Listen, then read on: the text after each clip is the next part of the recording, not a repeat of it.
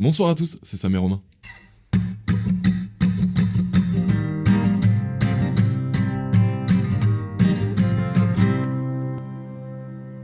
Et ce soir, on se retrouve pour parler du regard des autres 2.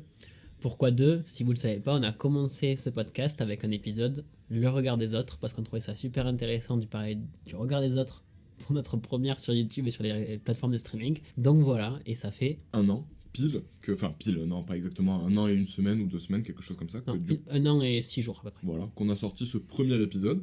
Et là, en vrai, c'est un peu comme si on comparait notre vidéo d'il y a 1 an à notre vie de maintenant. Et on va essayer de voir ce qui a changé ou ce qui n'a pas changé aussi. Parce qu'effectivement, ça fait 1 an qu'on s'expose aux réseaux sociaux, donc on trouvait ça super pertinent de faire ça. Grave. Peut-être que je vais parler pendant la vidéo et que j'ai ce grand truc sur la main, c'est du henné. Voilà, je me suis pas mal essuyé. Avant de commencer ce podcast, vous connaissez la chanson La parenthèse. Bah du coup la parenthèse, vous connaissez la chanson un petit peu. Si vous aimez ce qu'on fait, n'hésitez pas à liker, enfin à nous le montrer en fait. Donc les likes, les partages, les réactions aux stories, les réactions aux publications, les commentaires dans les vidéos, les messages que vous nous envoyez potentiellement quand un épisode vous a plu. Ce genre de choses, déjà ça nous met bien, archi bien. C'est-à-dire qu'on est content de savoir que ce qu'on fait vous plaît. Et au-delà de ça, ça nous référence en fait. C'est-à-dire que si vous trouvez que le contenu qu'on vous propose devrait être soumis à plus de monde, il n'y a que ce moyen pour nous de le faire. Exactement, et la parenthèse dans la parenthèse, vous le savez, on a lancé, peut-être à tort quelque part, des idées de vidéos sur Instagram, et on va pas vous mentir, on n'a pas de matière, donc on va republier ces publications en story pour vous signaler qu'on a besoin de matière. Donc franchement, si vous voyez cet épisode et qu'après vous y pensez, n'hésitez pas à nous envoyer ces petits screens et ce qu'on vous demande. Et pour quelque chose qui s'y rapproche pour qu'on puisse tourner ces vidéos qu'on trouve intéressantes. Et pour les personnes qui vont nous envoyer des choses, peut-être, sachez que ce sera anonyme le moment où on le publiera sur YouTube. Et surtout que c'est pas pour maintenant. Donc du coup, vous avez du temps. En même temps, oui et non. Mais genre, vous pouvez nous l'envoyer ce soir, ça va pas sortir la semaine prochaine. Donc vous pouvez prendre un petit peu le temps de préparer vos histoires ou ce genre de choses, quoi. Exactement. Pour peut-être aussi rajouter un peu de contexte. Ouais, voilà. Enfin bref. Voilà, c'est la fin de la parenthèse. On peut lancer l'épisode. Comme on le disait en introduction, en 1 an, que ça soit Sam ou moi, à travers Sam et Romain, on s'est beaucoup exposé aux réseaux sociaux. Ouais. Que ça soit sur TikTok, sur YouTube, sur Instagram. Et sur les plateformes de streaming. Donc on s'est vachement exposé aux réseaux sociaux à travers ce podcast au regard des autres, et on trouvait ça super intéressant. Pas forcément de comparer, mais de faire au moins un épisode 2 avec, bien sûr, des points de comparaison avec l'épisode 1. Je pense que la première question qu'il faut qu'on se pose, et qu'on s'est posé à travers le fil rouge avant l'épisode, c'était de se demander, est-ce que le regard des autres et ta vision que tu as du regard des autres, il a changé en 2022 avec le podcast ? Grave, que ce soit pour lui ou pour moi, le regard des autres, ça a vachement évolué. Dans le sens où, moi, perso, et Romain pourra le confirmer, mais quand on avait lancé le concept, Romain était beaucoup plus dans l'impulsivité. Ouais, mais même, ça il l'est toujours, mais c'était surtout que toi, tu voulais vraiment, dès qu'il y a eu l'épisode qui est sorti, on met la photo sur Insta, on publie l'épisode, on truc, on machin, et moi, j'étais vachement dans la retenue, parce que du coup, je me chiais dessus, en fait, littéralement, ce que Romain, pas du tout. Et au fur et à mesure, moi, perso, cette peur, elle est partie, et forcément, maintenant, je m'en bats un peu les couilles. Alors je vais peut-être pas dire que je m'en bats les couilles du regard des autres, parce que par rapport à ce que je vais développer dans la suite du podcast, c'est pas le cas. Mais par contre, je m'en bats les couilles maintenant de publier quelque chose sur internet, je m'en bats les couilles de parler de moi, je m'en bats les couilles de montrer ma gueule. Mais je pense également que si je m'en bats autant les couilles, c'est parce que je suis tout le temps avec Romain. C'est-à-dire que je ne suis pas seul à montrer ma gueule, je ne suis pas seul à dire ce que je dis. Et globalement, quand je dis quelque chose, il y a toujours une petite voix derrière qui va confirmer ou infirmer ce que je suis en train de dire, enfin en tout cas qui va commenter ce que je suis en train de dire, qui moi me fait me sentir moins peut-être important, moins le personnage principal, moins le mec qui, si jamais il dit une connerie, il va se faire enchaîner. Donc, pour toutes ces raisons, je pense que oui, mon regard des autres a changé. Je dirais pas en mal, pas forcément en mieux, il faut toujours que je m'en détache, mais ça a changé. Pour essayer de faire le parallèle avec ce que Sam vient d'évoquer sur un peu les différentes raisons qui font que la vision que tu as du regard des autres a changé en 1 an, c'est vrai que moi, à la base, j'avais moins de crainte par rapport au regard des autres. Je sais pas si on l'a déjà dit, mais quelques personnes avaient vu l'épisode avant qu'il sorte, la toute première version, et j'avais senti ce côté, les gars, c'est une bonne idée. Et on n'avait pas de mauvais retour. Ça m'avait confirmé dans l'idée, c'est une bonne idée, faut le faire. Et je pense que j'avais toujours été à la recherche de la bonne idée à faire. Donc j'étais vraiment dans le mode de on s'en fout. En fait, il y a 80 personnes qui l'ont vu, ils nous ont dit que c'était bien, c'est maintenant qu'il faut y aller, tu vois. Et je trouve qu'il a raison, hein, juste 80 personnes pour les personnes qui tentent des trucs aussi solo. 80 personnes, c'est un bel échantillon représentatif. Hein. S'il y a 80 personnes qui vous disent que ce que vous avez fait c'est bien, proposez-le à peut-être plus de monde, parce qu'il y a de grandes chances pour que ça plaise à d'autres aussi. Alors que pourtant, dans ces 80 personnes, on n'a pas forcément eu de retour négatif. Ouais. En plus, pour le coup, c'était notre entourage proche, entre guillemets, c'était au moins des gens qu'on côtoie régulièrement, qui ont dû dire, mais c'est chelou. Mais ils nous l'ont pas dit. Et je pense que c'est cool qu'ils nous l'aient pas dit parce que à ce moment-là, on aurait pu dire, ok, on va pas sortir l'épisode parce que on nous a dit que c'était bizarre. Moi, c'est sûr que j'en aurais eu. Mais comme l'a dit Sam tout à l'heure, quand on est deux à faire quelque chose, c'est beaucoup plus simple de s'exposer sur les réseaux. Alors on s'attendait pas forcément à ce qu'on soit autant écouté parce que même si on fait pas dizaines de milliers d'écoutes par épisode, il y a des épisodes qui cumulent plusieurs. Milliers. Je crois qu'il y a un épisode, il y a 20 000 écoutes au total. Ah ouais? Et quand on met tout ça bout à bout avec le nombre d'épisodes qu'on a fait, on a été écouté plusieurs centaines de milliers de fois. Globalement, on est surtout écouté à peu près entre 15 et 20 000 fois par mois, quoi. Là, on parle que des épisodes en entier, on parle pas des extraits TikTok parce que ça, c'est quelque chose à part qui, je pense, a eu des impacts différents sur notre façon de gérer les réseaux sociaux. Donc, je pense qu'on s'y attendait pas, mais je pense que d'un côté, il y a eu ce côté, il l'a dit Sam tout à l'heure, c'est qu'on a été validé dans l'idée. On a vite reçu des messages en mode, mais les gars, ce que vous faites, c'est trop bien, c'est ça dont j'avais besoin. J'avais besoin d'écouter ce genre de conversation. Si on est hyper honnête, même entre nous, on a chaté un peu. C'est-à-dire que bon, on a proposé un contenu qui était cool, on l'a mis sur TikTok pour se faire une promotion. Et dès le départ, en fait, à notre épisode 2 ou 3 ou 4, on s'en fout. Enfin bref, en tout cas, dans le premier mois, on a commencé à avoir du monde qui venait nous regarder. Et c'est sûr que si on n'avait pas été écouté, et si aujourd'hui on n'était encore pas ou peu écouté, peut-être qu'on aurait lâché la bride bien plus tôt. Ouais. Pourtant, on s'était dit, même si on n'est pas écouté, on continue. Je pense qu'au bout d'un moment, fournir le travail sans avoir de retour, c'est très compliqué. Ou peut-être qu'en tout cas, on aurait été beaucoup plus laxiste si on n'avait pas eu autant d'abonnés, de viewers, je sais pas comment le dire, mais s'il n'y avait pas eu vous, on n'aurait peut-être pas monté de cette manière, on n'aurait peut-être pas fait les TikTok de cette manière, on serait peut-être pas pris autant la tête avec de nouveaux concepts ou de ce genre de choses. Ouais, le podcast que vous voyez là à l'heure actuelle, il n'existerait pas sous cette forme, quoi. Peut-être qu'il n'existerait pas tout court d'ailleurs. Ouais. Mais je trouve que là, on s'éloigne un petit peu du regard des autres. Carrément. Alors là, on a expliqué que cette année, c'est une année où on s'est beaucoup exposé au regard des autres. Ça me rappelle juste le début du premier épisode où on se dit, alors voilà, on va parler du regard des autres parce que toi et moi, on peut se dire qu'on a connu le regard des autres. Genre, tu sais, vraiment, c'était une personne et on l'a subi pendant des années. Et là, pour le coup, c'est beaucoup plus vrai. Et je pense que ça, bon, vous l'avez compris, mais on s'est exposé sur les réseaux sociaux. Et je pense que ça a eu un impact plutôt positif pour toi, Sam, dans le sens où maintenant, poster des choses nouvelles, différentes, ça te gêne moins. Moi, je pense que quand je parle au travers le podcast, j'arrive à vachement me détacher de ce truc de on va quand même être écouté.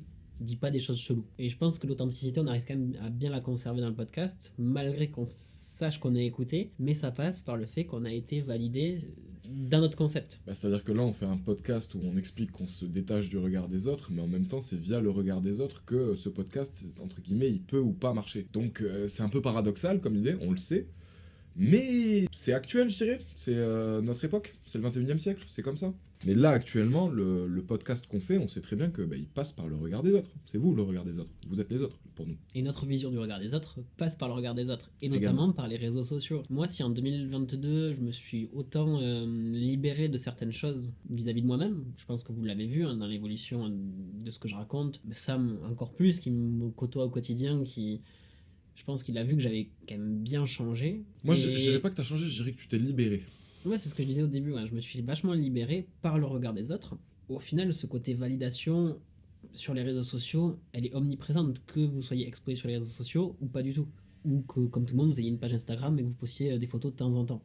Et c'est ce que je disais à Sam tout à l'heure, c'est que je trouve ça dommage. Alors je suis très content de m'être libéré, mais je trouve ça un petit peu dommage parfois de me dire tu t'es libéré parce que ce que tu as fait sur les réseaux sociaux, Ça a été ça a matché, ça a été validé. Et donc je me dis que la libération que j'ai connue cette année, elle est passée par les réseaux sociaux. Donc en fait, mon estime de moi-même, elle est passée à travers une validation des réseaux sociaux. C'est ça. Bah, c'est qu'en fait, on s'est pas vraiment détaché du regard des autres. C'est juste que le regard des autres, il a été bon pour nous, quoi. C'est-à-dire que les gens nous regardaient bien. Soit on accepte réellement de se détacher du regard des autres, soit on le subit autant quand il est dur que quand il est bon. Et là, je sais pas si on accepte juste pas le fait qu'il soit juste bon, en fait. C'est cool. Après, je suis pas totalement d'accord avec ce que tu dis, dans le sens où, notamment sur TikTok, on s'est exposé aux critiques. Ah ouais, la mort. Ouais, c'est vrai. Surtout toi, Ouais.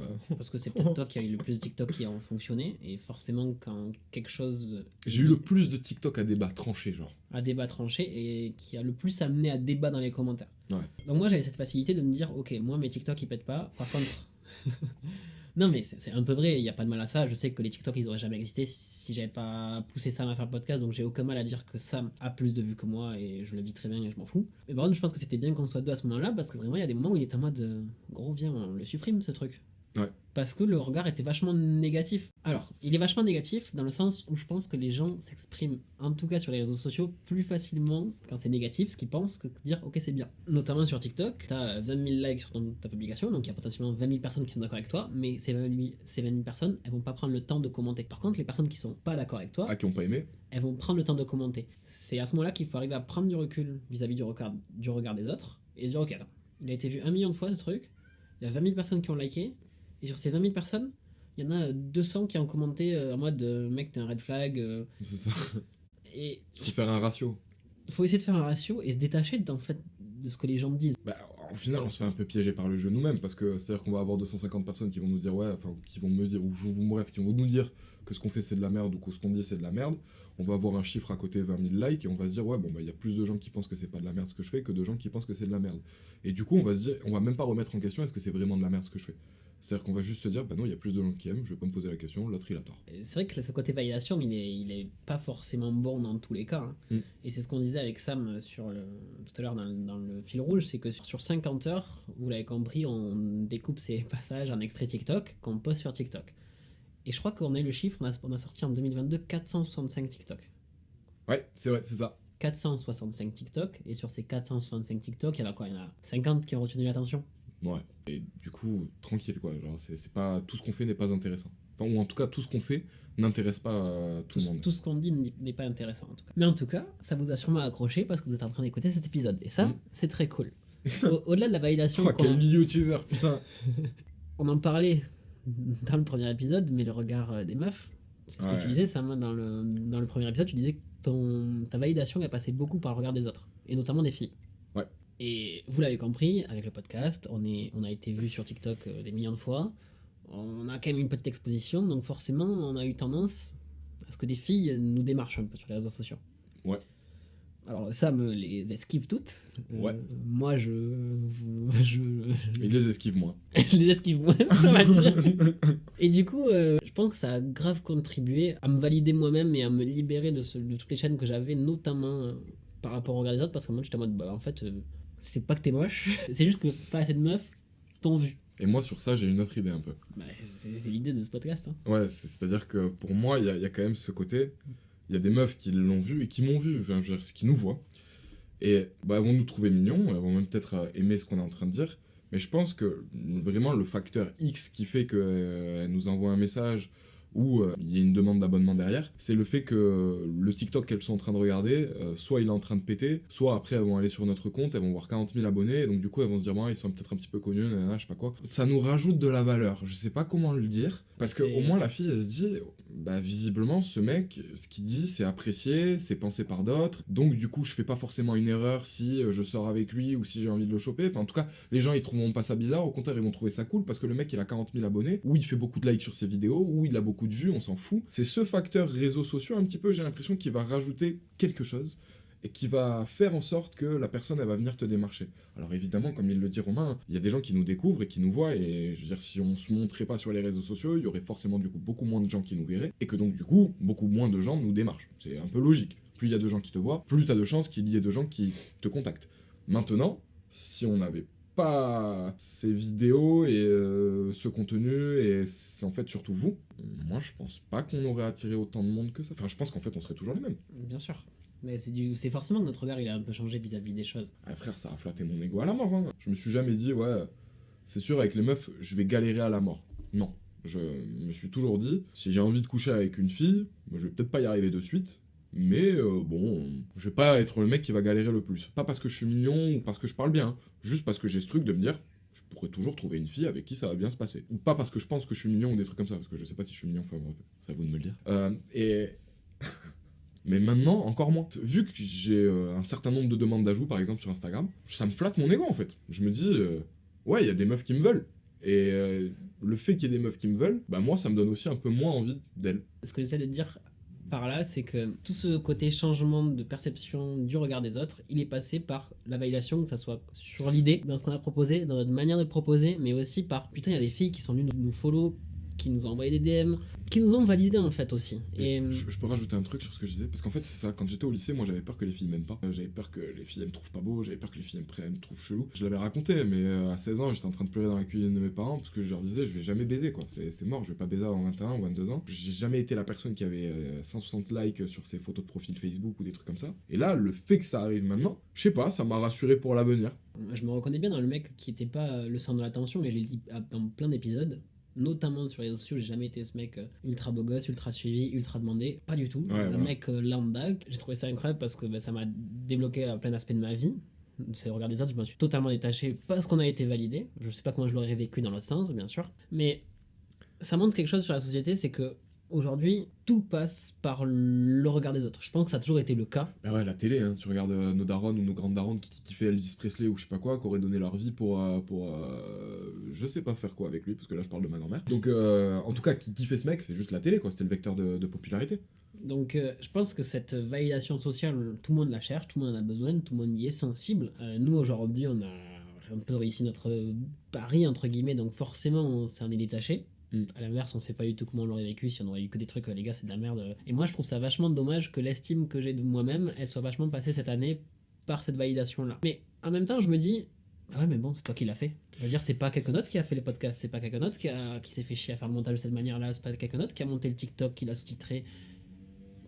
Donc je me dis, forcément, on s'est exposé, on a eu un peu de chance, mais en même temps, c'est que ça va quoi. En fait, ce qui me fait vraiment chier, c'est que j'ai eu besoin de la validation des autres pour me valider moi-même. Mais en même temps, moi j'arrête pas de me dire aussi que si on est validé, enfin je veux dire, avant les likes, avant tout ça, avant les 40 000 abonnés, tous ces bordels, qui est vu, ce qui est beaucoup vu, c'est ce qu'on dit, c'est ce qu'on pense, c'est nos idées. Certes, il va y avoir un côté entre guillemets un peu populaire par rapport aux personnes qui nous démarchent, c'est-à-dire que comme elles voient un certain nombre de likes, elles voient un certain nombre de vues, elles voient un certain nombre d'abonnés, peut-être que ça va leur donner envie, un peu comme du coup ce que je disais peut-être plus tôt, je sais plus, avec nos grands-mères et Elvis Presley, tu vois. Mais à côté de ça, je me dis aussi, mais il y a des gens, forcément, ils doivent réagir pour ce qu'on dit, pour ce qu'on pense.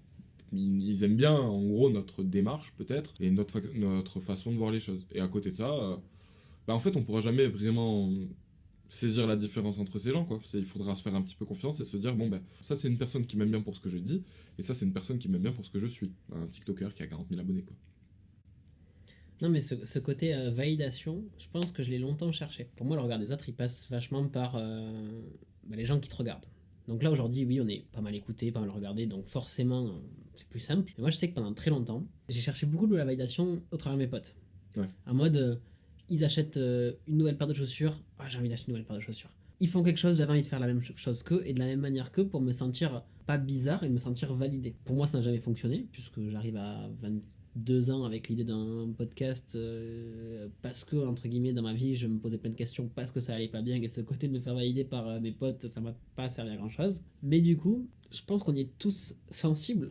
On a tous besoin de cette validation. Alors oui, les réseaux sociaux, elles impactent tout le monde et je pense que de manière négative, et j'en parlais à Sam tout à l'heure, c'est que moi cette année j'ai vraiment envie de me décrocher des réseaux sociaux. À titre personnel, dans mon utilisation, j'adore ce côté publier des choses, créer du contenu. Ce qu'on s'était dit, c'est qu'on voulait que ça reste un outil, quoi.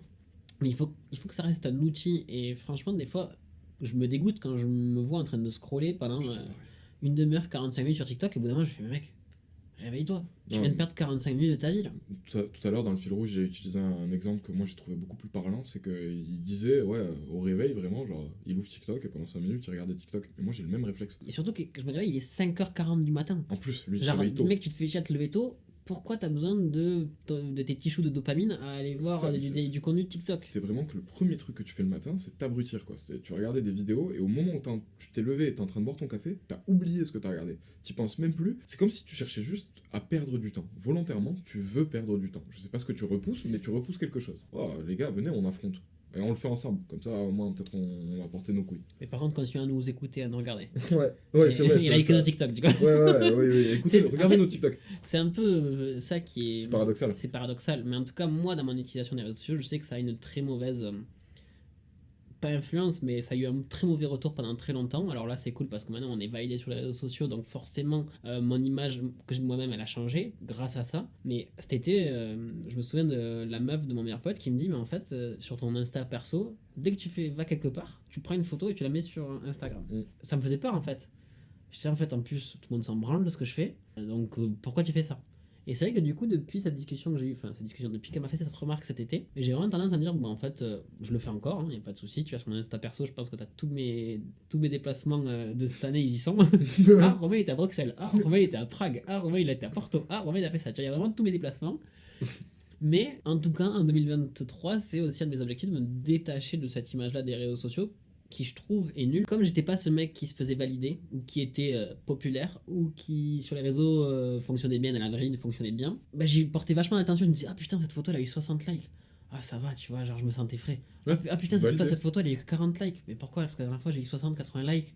Et du coup, Et tu tu te poses la supprimer. Et tu te dis, mais mec, mais attends, j'en suis là dans ma vie à me poser ce genre de questions. Ouais, non, enfin, moi j'ai envie de repartir sur moi parce que, genre, typiquement, Romain, à l'inverse de lui, j'ai le même phénomène, mais je ne publie pas. C'est-à-dire que c'est pour les mêmes raisons que lui il publie, que moi je ne publie pas. Dans le sens où, genre, moi je me dis, mais ma vie elle est pas assez géniale pour pouvoir la montrer, tu vois. Que ça va impressionner personne sur les réseaux sociaux, que je mette ma photo à la plage, que je monte ma gueule. Je veux dire, en Thaïlande, j'y suis allé 2 fois. On y est resté 1 mois et demi. Il y a 4 photos sur mon Insta. Il y a 2 photos de la première Thaïlande, 2 photos de la suivante. Il y a eu peut-être, allez, 4-5 stories, et encore c'était des reposts d'un pote qui était avec nous, qui les a... Pourquoi tu rigoles? Non, parce que je me dis que sur ces 4 photos, t'as pas mis les meilleures, quoi. Il y avait genre pas ça, mon salon de massage, quoi. Ah, ça c'est sûr. Putain, il n'y a pas eu de salon de massage, pas pour ça. Mais du coup, ouais, c'est exactement pour ça. C'est parce que moi, je me dis, je vais pas avoir le nombre de likes que j'aimerais avoir. Et du coup, les gens, ils vont voir que Samuel, il n'est pas assez aimé. Et donc, du coup, ils vont foutre de sa gueule. Je sais même pas pourquoi. Je pense ça comme ça. C'est trop bizarre. Je m'entends penser, c'est puéril, c'est con, c'est tout ce que tu veux. Et mais puis... dites-nous dans les commentaires si c'est pas aussi un peu comme ça que vous voyez les gens, ou j'en sais rien. Ou est-ce que vous vous sentez vous aussi comme ça, peut-être plus comme Romain, plus comme moi, j'en sais rien. Mais c'est intéressant là. Moi, ce que je me suis rendu compte très récemment, c'est qu'en fait, à travers ce truc de à chaque fois que je fais un truc stylé, j'ai envie de le montrer aux autres. Ouais. Je montre pas tous les moments de merde quand je suis tout seul. J'ai jamais montré sur les réseaux sociaux quand je me suis retrouvé tout seul dans mon appart à pleurer parce que mon ex elle me manquait. J'ai pas posté ça, tu vois. Par contre, Romain restait avec ses copains. D'ailleurs, les gens qui postent des moments où ils sont en train de chialer sur les réseaux sociaux, je suis désolé, je vais le dire, je trouve ça cringe. Voilà, je trouve ça trop bizarre, j'ai l'impression que c'est pour attirer la pitié des gens. Mais tiens, typiquement, voilà, c'est aussi pour ça que moi je poste pas des trucs, c'est parce que j'ai l'impression aussi que poster c'est pour attirer quelque chose. Et j'ai pas envie d'attirer quoi que ce soit. Et du coup, ce qui me faisait rire, c'est que j'essayais de poster des moments cool de ma vie. Donc forcément, quand t'es en voyage, c'est un moment cool, donc t'as envie de le montrer. Et moi, je me suis rendu compte très récemment, je pensais quelque chose de quelqu'un dans son ensemble, on va dire. Et je suis tombé un peu dénu quand j'ai vu l'envers du décor, je me suis dit, ah ouais. Ah putain, sur les réseaux sociaux, c'est pas ça. Putain, mais c'est pas possible. En fait, j'avais une image tellement erronée à cause des réseaux sociaux que... Je pense que ça m'a fait du bien quelque part de voir ça. Ma compréhension des choses que je vois sur les réseaux sociaux elle change un petit peu. J'ai du mal à me dire que oui, on poste pas les mauvais côtés. Je pense qu'à travers le podcast, j'ai raconté beaucoup de choses négatives sur moi. Forcément, je me dis, bah ouais, mais moi sur les réseaux sociaux, maintenant, je poste un peu les deux. Mais encore une fois, sur le podcast, pas sur mon Insta privé. Je pense que les gens, ils sont pas intéressés par ce qui se passe mal. Tant que ça les amuse, tant que ça les divertit, ils vont avoir tendance à s'intéresser à écouter. Une tendance, pas tous, évidemment, ça dépend aussi de ce que tu dis, la façon dont tu t'amuses, etc. Mais en tout cas, si c'est triste, si c'est juste un peu... Bah voilà, aujourd'hui, on n'a pas tourné parce qu'on a fait ci, Romain et moi, on s'est embrouillé parce que lui, il m'a dit ça et que moi, je lui ai répondu ci. Je suis pas totalement d'accord avec ce que tu es en train de dire. Ok. Parce que moi, il y a beaucoup de TikTok qui ont marché de moi dans des extraits où je parlais des moments de ma vie qui, justement, allaient pas bien. Je trouve qu'en tout cas, les passages qui ont retenu l'attention dans mes prises de parole à travers le podcast, ça a été les moments où je racontais un mood que beaucoup de personnes connaissent, mais en fait, tu le montres pas aux autres. Tout à l'heure, t'as parlé de nos potes. Quand t'as dit que nos potes, justement, on avait 80 vues dès le départ, etc., et qu'ils nous avaient tous fait des commentaires plutôt positifs et tout et tout. Aujourd'hui, bon, on a toujours nos potes, tout ça et tout. Pour moi, la plupart de nos potes, ils regardent pas forcément les podcasts parce que ils ont ni le temps ni l'envie. Et enfin, je sais pas perso du côté de Romain. Enfin, je connais pas le côté de Romain, mais moi, j'en ai vraiment rien à branler qu'ils nous regardent ou pas. Mais en tout cas, ils regardent nos TikTok, ils nous soutiennent et pas vraiment de notre gueule. Les connaissant, si on n'avait pas marché sur TikTok, on se serait pris des rafales tous les jours. C'est-à-dire que si on avait commencé l'année dernière et qu'on était toujours en train de publier des trucs là actuellement, on n'avait pas été un petit peu populaire ou quoi, on se ferait mitrailler H24. Hein. C'est-à-dire que là, les TikTok, ils tourneraient sur des conversations de groupe et on se ferait enchaîner quoi. Et des fois, je me dis, est-ce que même nos potes, ils nous ont pas un peu validé parce que on a fait quelque chose qu'ils trouvent stylé. j'allais dire qu'il les dépasse, c'est pas du tout ça, les dépasse pas, mais qu'il le trouve stylé. Et j'aimerais rebondir aussi sur autre chose, parce qu'à un moment tu en parlais un peu, mais moi je me dis que demain si ça s'arrête, je sais pas si je vais redevenir sensible au regard des autres, ou si je vais me resensibiliser encore plus, parce que pour moi je le suis encore, hein, c'est toute la conversation qu'on a eue juste avant avec les photos Instagram, les trucs et machin. Je sais pas si je vais me resensibiliser, mais par contre au moins je vais avoir le recul de me dire t'as fait quelque chose quand même. Quand tu dis ça, c'est que pour moi, le côté podcast, il a marché. Ouais. Il a marché. Pour moi, le côté podcasteur, j'ai coché la case et personne ne viendra me l'enlever. Je pourrais dire dans ma vie, j'ai fait un podcast, il a été écouté, ça s'arrête là. Maintenant qu'on a envie de devenir un peu des créateurs de contenu, et vous l'avez compris, on a envie de faire des vidéos différentes avec Sam un peu, Ouais. des podcasts, parce que dans les podcasts, on donne notre avis, notre opinion sur les choses. Moi, au-delà de donner mon opinion, je raconte surtout ma life, ça m'a fait du bien. Mais en tout cas, c'est un peu donner notre avis sur les choses. Et moi, j'ai envie de tendre vers le Romain qui est capable de produire quelque chose, de travailler, de réfléchir, de rechercher, sur lequel forcément il va donner son avis, mais surtout sur lequel il s'est instruit.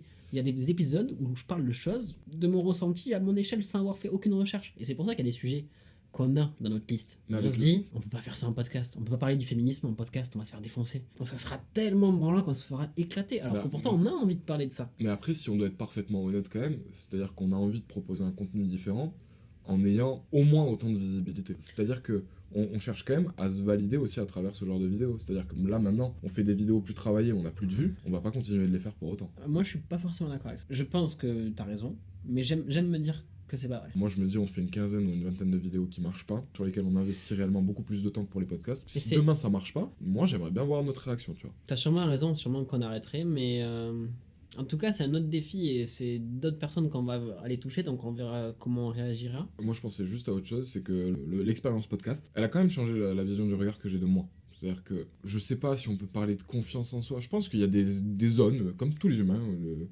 des zones de confort. Et donc du coup, dans ces zones de confort, ils vont avoir confiance en eux, et quand ils en sortent, ils vont plus avoir confiance en eux. Par exemple, j'ai totalement confiance en moi pour discuter avec des gens. J'ai pas trop confiance en moi pour discuter avec des filles qui me plaisent beaucoup. C'est-à-dire que là, je suis plus dans une zone de confort parce que il y a d'autres trucs qui me passent par la tête et tout ça, tout ça. Mais quand je suis en train de parler avec des gens naturellement sans pression, bah, détente quoi, c'est ma zone de Après il confort. dit ça, mais c'est surtout que son cerveau est plus trop irrigué à ce moment-là. Oh, putain.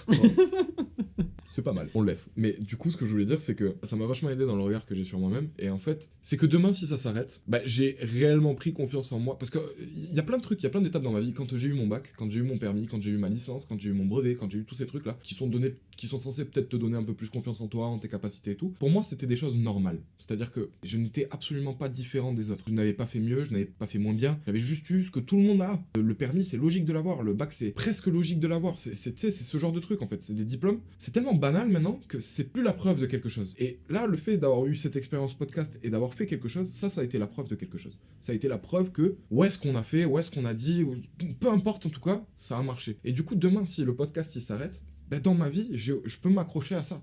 Ouais, ce Je que je peux- disais, c'est que la case on l'a cochée et personne ne viendra l'enlever. Ouais. Et pour moi c'est une case qui compte en tout cas. Ouais, moi aussi. Parce que C'est- comme il a dit Sam, avoir le bac c'est normal aujourd'hui. Nous on fréquente que des gens qui ont des diplômes, donc moi quelqu'un qui me dit que j'ai un bac plus 5, je fais bah en fait comme tout le Toi monde. aussi. Alors qu'au final c'est pas vrai du tout. Mais dans les cercles qu'on fréquente, oui. On voit plus tellement ce qu'on fait de bien parce que tout le monde fait la même chose autour de nous. Mais en tout cas moi je pense vraiment que les réseaux sociaux c'est un vecteur négatif du regard des autres et de l'estime surtout qu'on a de nous-mêmes. C'est pour ça que cette année j'ai envie de prendre un peu du recul sur ça, ou du moins arriver à me dire ok je vois ça, c'est parce qu'il veut renvoyer ça ou c'est parce que est-ce que cette personne elle est vraiment comme ça ou Ouais. sa vie est aussi stylée.